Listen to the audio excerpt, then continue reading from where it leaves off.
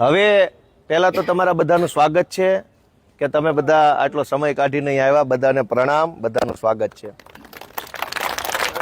સામે ઓલું સફેદ પાટીઓ મારેલું દેખાય છે બધાને?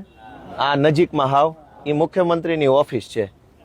ત્યાં પાછળ ઓલા કાચ દેખાય છે, પડદા જેવું દેખાય છે, ત્યાં અંદર જ એ બેહે છે. બહુ મોટી ઓફિસ છે, એમાં બધા મંત્રી બેહે. આખું નાનું બિલ્ડિંગ છે ને એમાં, અને આમાંય થોડાક બેહે. આનકોરે નાનું બિલ્ડિંગ છે, પછી આ મોટું છે બે બાજુ.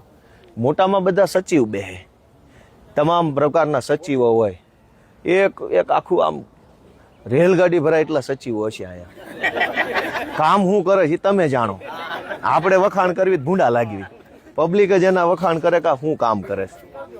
આવા 14 બિલ્ડિંગો છે. આવા આ દેખાય ને, જો આની અંદર 12 લખેલા છે. આવડું આ લગભગ 5 નંબર કે 4 નંબરનું. આવા 14 બિલ્ડિંગો ચારો તરફ છે. હજારો માણસો કામ કરે છે. કરોડો રૂપિયાનો પગાર છે. 1 લાખ કરોડ રૂપિયાનો પગાર. ખાલી પગારમાં 1 લાખ કરોડ વપરાય છે. હવે 1 લાખ કરોડમાં મીંડા તમે નિરાતે ગણજો. ગુજરાતની જનતા જે પૈસા ચૂકવે છે ટેક્સ પેટે, એમાંથી 1 લાખ કરોડ રૂપિયાનો તો ખાલી સરકારી માણસને પગાર જ વયો જાય કામ કરવાનો. હવે શું કરે છે ને કોની હાટો કરે છે એ તમે નિર્ણય લેજો આવતી ચૂંટણીએ. આવડી મોટી બિલ્ડિંગો, એસી, ગાડીઓ, ફૂલ સુવિધામાં તમને એમ લાગે કે આ વિદેશ જ છે. અહીં તમે જોવો છે ક્યાંય ધૂળે નહીં જોવા મળે, માખીઓ જોવા નહીં મળે, ગંદકી નહીં હોય, ટ્રાફિક નહીં હોય. ફૂલ ફેસિલિટીમાં જીવવાનું તમારા પ્રતાપે છે. અને એટલે જ હેઠે ઉતરવા તૈયાર નથી. હવે ખંભે બેહી ગયા છે. એટલે તમે આ બધું જોવો તો તમને ખબર પડે કે મત નકરા લઈ જાય પછી અહીં શું કરે તો કે મજા. કામ કરતા હોય તો હેઠે નું આવું થઈ ગયું હોય, કેમ અહીંયા જ આવું છે. એટલે તમે બધા આવ્યા. આ વિઠ્ઠલભાઈ પટેલ ભવન લખ્યું છે. વિઠ્ઠલભાઈ પટેલનું નામ કેમ છે અહીંયા? વિઠ્ઠલભાઈ પટેલ સરદાર પટેલના હગા ભાઈ હતા, મોટા ભાઈ. અને સંસદીય પ્રક્રિયાઓ જે છે, લોકસભા કેમ ચાલે, વિધાનસભા કેમ ચાલે, એના જે નિયમો છે, એના દેશના બહુ સૌથી બુદ્ધિશાળી માણસ એ જમાનામાં એ હતા. અને અંગ્રેજોએ વિધાનસભા બનાવી હતી, સેન્ટ્રલ લેજિસ્લેટિવ એસેમ્બલી, કેન્દ્રીય વિધાનસભા હતી દિલ્હીમાં. એનું અત્યારે દિલ્હી સરકાર જ્યાં બેસે છે એ બિલ્ડિંગ અંગ્રેજોએ બનાવ્યું.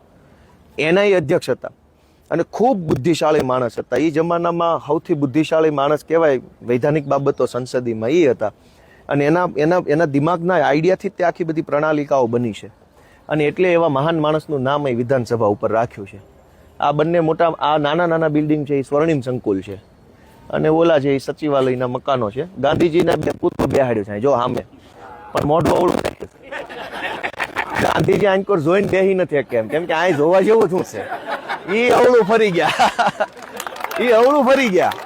એ કે આમાં તમારે સામે મારે જોવું જ નથી. કે જોઈ લો કઈ બાજુ મોઢું છે. નકર નજર ગાંધીજીના રાષ્ટ્રપિતા છે એની નજર છોકરા ઉપર વળી જાય કે શું કરે છે મારા બેટા રોજ બેહી.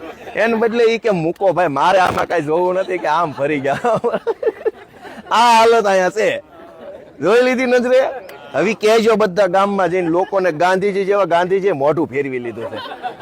હવે એમાં આપણે ક્યાં એની વાહે લબડવાની જરૂર છે? વાત સાચી કે ખોટી? પછી અંદર બધા કેવું વાંચતા હતા? રેડી વાંચતા હતા?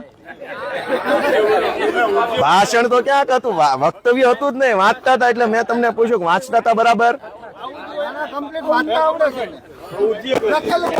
થોડાક આ બાજુ આવી જાવ એટલે હાલવાની વ્યવસ્થા. થોડાક આ બાજુ આવી જાવ. એક ઓલું પીળું પંપુડું હટાઈ દેજો વડીલ. કાંઈ વાંધો નહીં, હટાઈ દો તમે. હાવ હાલવાની વ્યવસ્થા થઈ જાય. હા, મારો વારો હજુ આવશે.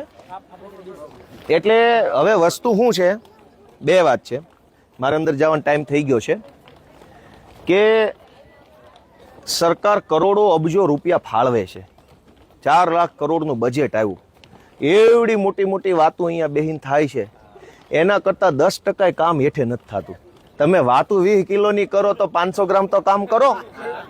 અમે એટલું જ કહીએ છીએ વિપક્ષ તરીકે, 500 ગ્રામ કામ કરીને દો. 20 કિલોની ભલે વાત કરી લીધી, પણ નહીં. ગયા વર્ષે 20 કિલોની કરી હોય તો આ વખતે 40 કિલોની વાતો કરે. કામ તો ગયા વર્ષે એવું ને એવું, આ વર્ષે એવું ને એવું. તમને જાણીને નવાઈ લાગશે કે સરકારનું બજેટ હમણાં આવ્યું, એમાં શહેરોનો વિકાસ કરવા માટે 33,000 કરોડ રૂપિયા ફાળવા. ગામડાનો વિકાસ કરવા માટે કેટલા ફાળવા? 14,000 કરોડ. શહેર કરતા અડધા રૂપિયા નથી ફાળવા. હવે રૂપિયા જ ઓછા આપ્યા છે. હવે ગોળ નાખે એટલું ગળ્યું થાય ને? ગોળ જ ઓછો નાખ્યો છે તો કેમ ગળ્યું થાય? આ સરકાર એમ ધારે છે ગામડાનો વિકાસ ન થવો જોઈએ, ગામડું ભાંગીને બરબાદ થઈ જાય તો બધા વિસ્તરા પોટલા લઈને અમદાવાદ, રાજકોટ, સુરત આવવા માંડે. હાંકડી ખોલ્યુમાં રહે તો સરકારના લાચાર બને. અત્યારે તમે તમારા મરજીના માલિક છો, કેમ કે 10, 15, 20 વીઘાના તમે ખાતેદાર છો, એટલે તમે આમ તમારું બિંદાસ છે કે ભાઈ આપણે કોઈના ઓશિયાળા નથી, અમારું ખેતર છે, મહેનત કરીને ખાવું છે, કોઈની ઓશિયાળી કરવી નથી. તમને ઓશિયાળા બનાવવા હાટું થઈ ખેતીનો વિકાસ ન થાય, ગામડાનો વિકાસ ન થાય, એટલે અહીંથી પૈસા જ ઓછા ફાળવા છે. 50% કરતાંય ઓછા છે, અડધો અડધ નથી. ગુજરાતમાં ગામડા જાજા કે શહેરો જાજા? તો પૈસા જાજા ક્યાં ફાળવવા જોઈએ? હવે પૈસા ફાળવા જ નથી, એટલે ગામડામાં રોડ નહીં બને, દવાખાનામાં ડોક્ટર નહીં આવે, શાળામાં શિક્ષક નહીં આવે, બસ નહીં આવે, નાળા નહીં થાય, પૂર સંરક્ષણ દિવાલું નહીં થાય, ખેતરના કેળા નહીં, કેમ કે પૈસા જ ન થાય. પા તમે કહો ધારાસભ્યોને, જે તે વિસ્તારના લોકો ભાજપનો હશે કોઈ વતાવશે ને મૂકો ને, એનું ક્યાં મોઢું વતાવવું? કોઈ મારી જેવો વિપક્ષનો હશે 4 ફોન કરશો લાગણીથી, તમને એમ લાગે કઈ એકાય એવો જવાન છે, પણ તમને એ ખબર છે કે રૂપિયા જ ન થાય. પા કામ કેમ થાય? 14,000 કરોડ રૂપિયામાંથી તે અડધો અડધ રૂપિયા પગારમાં વયા જાય, સરકારી પગારમાં, અને બાકીના જાહેરાતમાં. કાંઈક વધે તો તમારું ન વધે, જય ભોળાનાથ. આ પરિસ્થિતિ ગુજરાતની તમે નજરે જોઈ શકો. સાંભળો ઘડીક, તમે નજરે જોઈ શકો કે ભાઈ તમે વર્ષોથી મત આપ કરો છો, પણ થાય શું આયા? એટલે મેં તમારા બધાના આશીર્વાદથી આ બધું છે, નકર આ અમને કોઈ ગરવાય ન દે.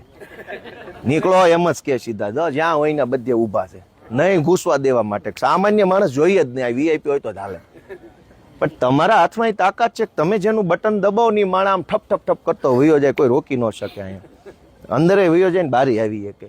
એટલે હવે તમારે અહીંથી જવાનું છે જમવા. અહીં ગાર્ડનમાં ફરવું હોય ફરી શકો છો, અને હું તો કહું છું ફરો, થોડોક આંટો મારો, જોવો, આમ તમને એમ લાગશે કે આ વિદેશ જ છે.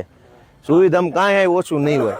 ઝાડવા એવા છે જેના આપણને નામ ન ફાવે, એવા તો લઈ આવ્યા ઝાડવા. આકાર તમે જોવો તો આમ સરસ મજાનો આકાર, ફૂલડા ના તે બધું જ હોય છે, બરાબર છે. એટલે તમે અહીંથી જોશો, પછી બસ બોલાવી જમવા જઈ અને તમે જમી લેશો. લગભગ કલાક, હવા કલાક થાય, જમીન કદાચ કલાક આરામ કરવો હોય તો થોડોક આરામ કરો, પછી હું તમને ઘર જોવા લઈ જઈશ. ત્યાં આપણે જઈ ત્યારે તાલુકા પંચાયતની સીટ વાઇઝ ઉપર જાઉં. પહેલા માળે મારું ઘર છે, એટલે પગથિયા ચડીને જાશું. બધા એક હામટા નાના ઘરમાં હમાહે નહીં, તો એક આરે એક તાલુકા સીટ ના જાય તો હું તમને બતાવી એક તમારા પ્રતાપે હું મળ્યું છે, અને તમે જ્યાં સુધી મત દેવો ત્યાં સુધી મળશે. તમે તાળું મારી દો, આ અમને કાઢી મૂકશે કે હાલો નીકળો, વાત પૂરી થઈ ગઈ હવે. એટલે પણ મારું એટલું જ કહેવાનું છે કે તમારા પ્રતાપે, પબ્લિકના પ્રતાપે જનતાએ કેટલો પરસેવો રેડે છે ને, ત્યારે આ લોકો અહીં કેવી મજા કરે છે, અને ઊભા થઈને કોઈ કામની વાત ક્યાંય પબ્લિકનું આવતું નથી. માત્ર મોદીના વખાણ, માત્ર અમિત શાહના, હર્ષ સંઘવીના, જે ઊભો થાય ને વખાણ કરે છે, જે ઊભો થાય ને નકરું. અરે પણ 10 મિનિટ ખાલી માનની ભૂપેન્દ્રભાઈ પાછા એને મૃદુ બોલતા નથી આવતું, મુર્દું કરે. અડધાને તો મૃદુ એટલે કોમળ, એને મૃદુ બોલતા ને કે મુર્દુ મુખ્યમંત્રી. આવું હાવ બધું જય ભોળાનાથ હાલે.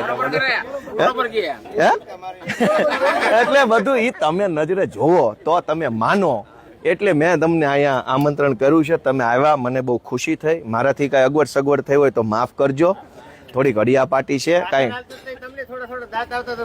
દાંતો પૂરા આવતા હોય પણ કેમેરા અમારી સામે હોય બહુ કઢાય નહીં.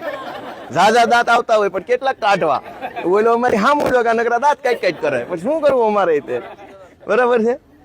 અને બધાનો ખૂબ ખૂબ હૃદયપૂર્વક આભાર. હું અંદર જાઉં છું. ધવલભાઈ, દિનેશભાઈ ને બધા આપણા સંકલન જોઈ રહ્યા છે, બરાબર.